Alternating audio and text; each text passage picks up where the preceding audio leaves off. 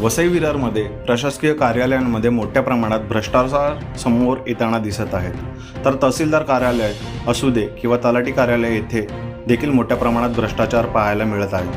खरं तर हा भ्रष्टाचार कोणते अधिकारी करत नसून त्यांच्या हाताखाली काम करणारे लोक करत असतानाचे दिसून येत आहेत. एखादा कागदपत्र घ्यायचं असेल तरी पण तुम्हाला अधिकृत किमतीपेक्षा जास्त किमती द्यावी लागेल असं म्हणून नागरिकांची लूट सुरू आहे. प्रशासकीय अधिकारी यांना याबद्दल कोणती माहिती नसते.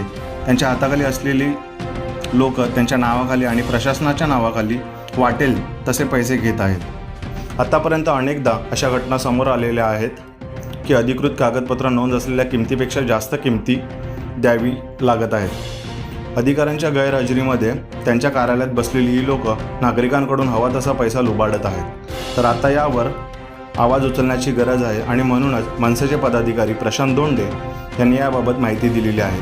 वसईच्या धोवली गावातील महिला यांच्याकडून देखील अशीच लूट केली जात असल्याचे समोर आले आहे. या सर्व वसई तालुक्यातील भ्रष्टाचाराबद्दल अनेक मीडियावाल्यांनी अनेक वेळेला आवाज उठवलेला आहे, परंतु महसूल अधिकाऱ्यांना हे समजत नाही का जिल्हाधिकारी गुरसळे यांनी एक परिपत्रक काढलं होतं आणि त्या परिपत्रकात त्यांनी म्हटलं होतं का बेकायदेशीर कोणी इसम महसूलचा रेकॉर्ड हाताळू शकत नाही.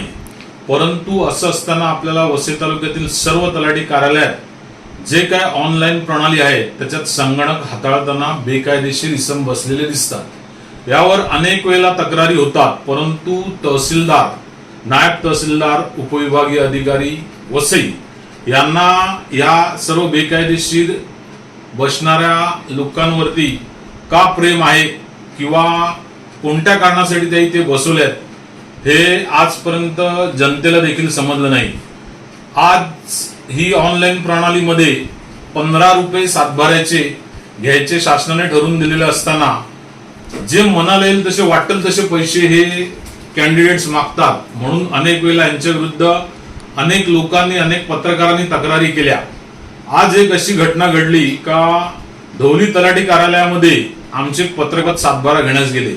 त्यांनी गेले 8 दिवस त्या कार्यालयामध्ये फेऱ्या मारल्या, परंतु त्यांना तो सातबारा दिला गेला नाही. तेथे नलिनी चव्हाण नावाची एक लेडी बसते, तिने त्या आमच्या पत्रकाराशी उद्धट भाषा केली.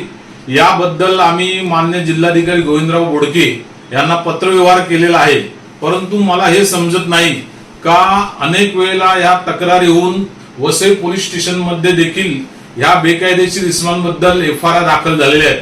असं असताना देखील अविनाश कोष्टी आणि वसईचे उपविभागीय अधिकारी का यांना पाठीशी घालतात. कारण मला हे समजत नाही का ऑनलाईन प्रक्रियेमध्ये बेकायदेशीर माणसांना संगणक हाताळण्याचा प्रश्न उत्पन्न होत नाही. कारण ऑनलाईन प्रणालीमध्ये जी लॅपटॉपची DSC असते ती तलाठ्यांकडे असते. ती जर DSC तलाठ्यांकडे असते आणि तलाठी जर समजा कार्यालयाच्या बाहेर असतो, मग ह्या बेकायदेशीर जे लोक बसतात यांच्याकडे DSC येते कुठून?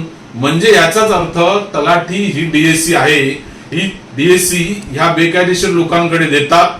हे बेकायदेशीर संगणक हाताळतात आणि संपूर्ण फेरफाराच्या नोंदी हे बेकायदेशीर इसम करतात. म्हणून यांचा मनमानी कारभार हा चालतो आणि या मनमानी कारभाराला स्थानिक भूमिपुत्र आणि जे शेतकरी आहेत त्यांना बळी पडावं लागते. आणि हे लोक या अशा विषयातून मोठ्या प्रमाणात भ्रष्टाचार करतात. याबाबत मागील काही काळात तहसीलदार कार्यालयामध्ये अँटी करप्शनची धाड पडली होती आणि तेथे गोसावी नावाचा एक असा बेकायदेशीर इसम आहे, त्याला अँटी करप्शनने पकडलं होतं. अशी संपूर्ण वसई तालुक्याची परिस्थिती जिल्हाधिकाऱ्यांना माहीत असून जिल्हाधिकारी गोविंद बोडके हे यापूर्वी उपविभागीय अधिकारी भिवंडी येथे कार्यरत होते. त्यामुळे वसई तालुक्यातील सर्व महसूलच्या ज्या काही गांभीर्याच्या आणि तक्रारीच्या गोष्टी आहेत ह्या त्यांना माहीत असताना देखील ते अनेक वेळेला ह्या गोष्टी पाठीशी का घालतात? का त्यांना कोणता राजकीय अशा प्रकारचा एक धाग आहे का ह्या लोकांमार्फत कामं झाली पाहिजेत किंवा हे जे लोक आहेत ते निर्णय पक्षाचे आशीर्वादाने तिकडे बसतात का? असा हा मोठा प्रश्न आता वसई तालुक्यात निर्माण झालेला आहे.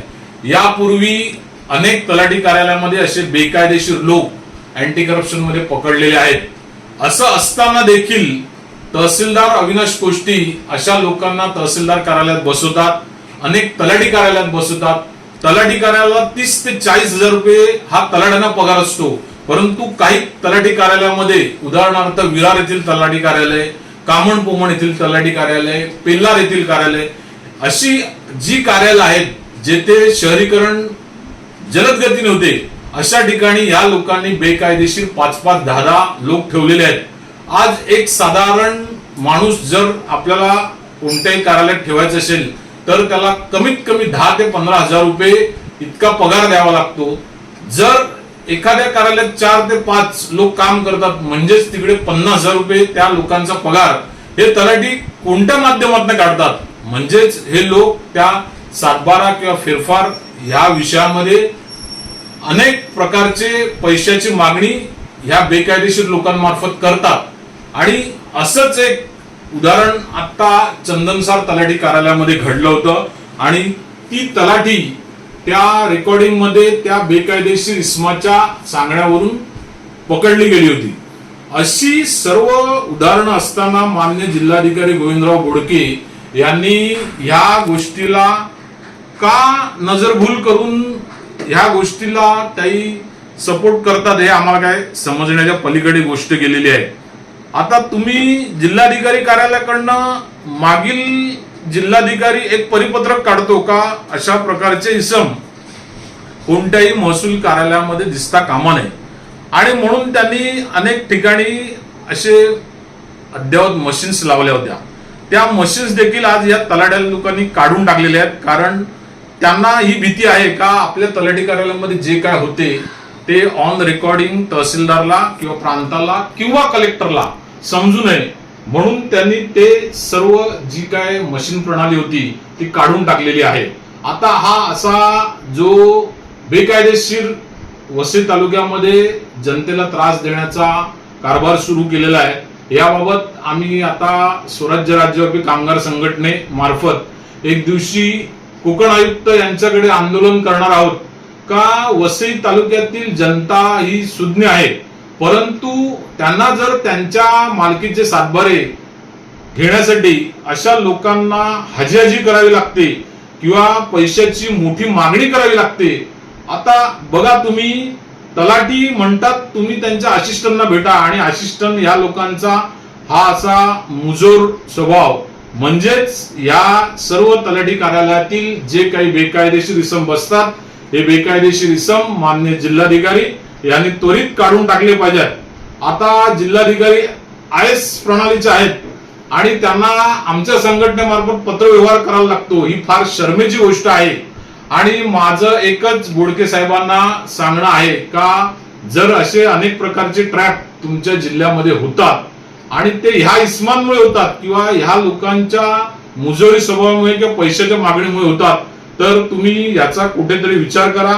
अन्यथा आम्हाला वेगळ्या पद्धतीने या विषयावरती पाऊल उचलावे लागेल. या व्यतिरिक्त मी आता तुम्हाला काहीच सांगणार नाही. जे काय घडेल ते जनतेला यापुढे दिसणार आहे.